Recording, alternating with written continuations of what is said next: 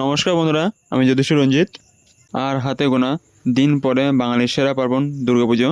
আবার এই দুর্গাপুজো শেষ হতে না হতেই শুরু হয় মা লক্ষ্মী পুজোর তোড়জোড়। কোজাগরী পূর্ণিমা দিন ঘরে ঘরে পূজিত হন মা লক্ষ্মী। সৌভাগ্য ও সমৃদ্ধির জন্য লক্ষ্মী দেবী আরাধনা করা হয়ে থাকে।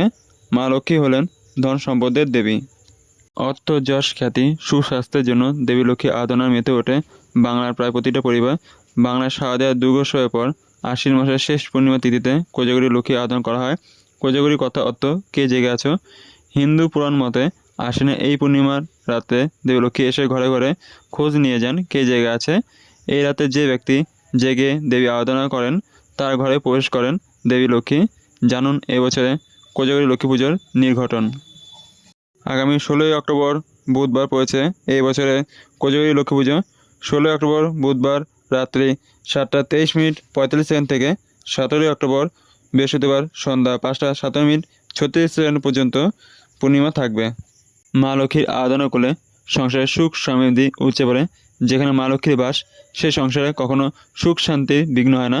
কিন্তু অনেক সময় আমাদের ছোটোখাটো ভুলের কারণেও রুষ্ট হয়ে মা লক্ষ্মী বিদায় নিতে পারেন। হিন্দু ধর্মে সব দেবদেবী পছন্দের ফুল পাতা উল্লেখ আছে।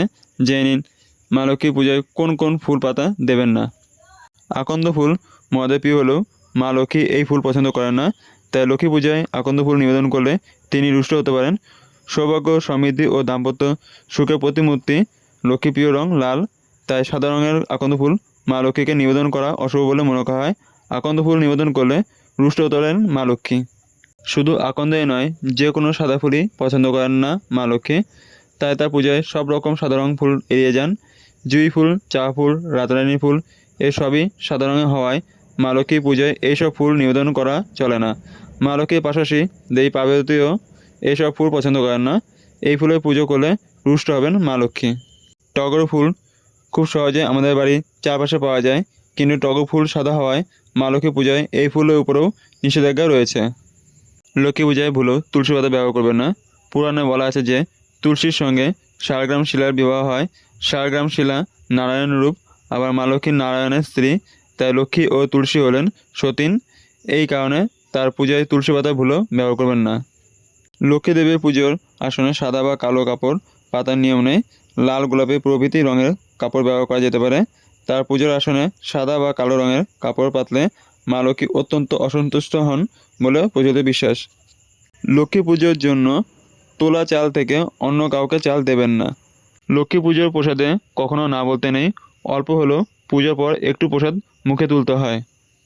লক্ষ্মী পূজায় ঢাক, ঢোল, কাসর, ঘণ্টা বাজানোর নিয়ম নেই।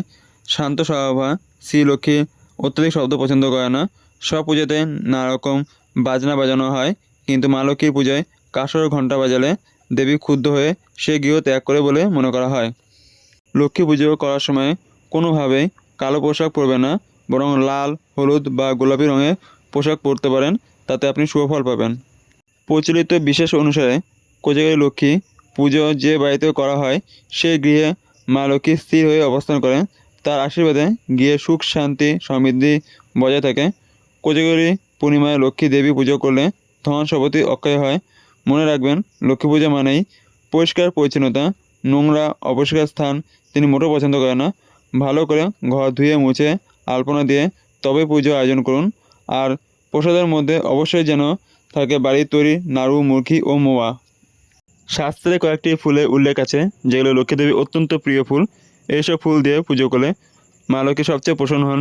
মা লক্ষ্মীর পুজোয় যেসব ফুলের ব্যবহার করা সবচেয়ে ভালো সেগুলো হলো লাল গোলাপ ও লাল জবা। এছাড়া পদ্মফুল দেবী অত্যন্ত প্রিয়। পদ্মের উপরে তিনি আসীন। পাকের মধ্যে পদ্ম ফুটলেও এই ফুলের গায়ে নোংরা লাগে না। এই ফুল সবসময় পবিত্র ও শুদ্ধ। সম্পূর্ণ ভিডিও দেখার জন্য আপনাদের অসংখ্য ধন্যবাদ। ভিডিওটি ভালো লাগলে লাইক, শেয়ার আর আপনাদের কোনো মন্তব্য থাকলে কমেন্টে জানাবেন এবং চ্যানেলটিকে সাবস্ক্রাইব করে বেল আইকন অন করে পাশে থাকবেন। আজকে আমার ভিডিও এখানে শেষ। দেখা হবে পরের ভিডিওতে।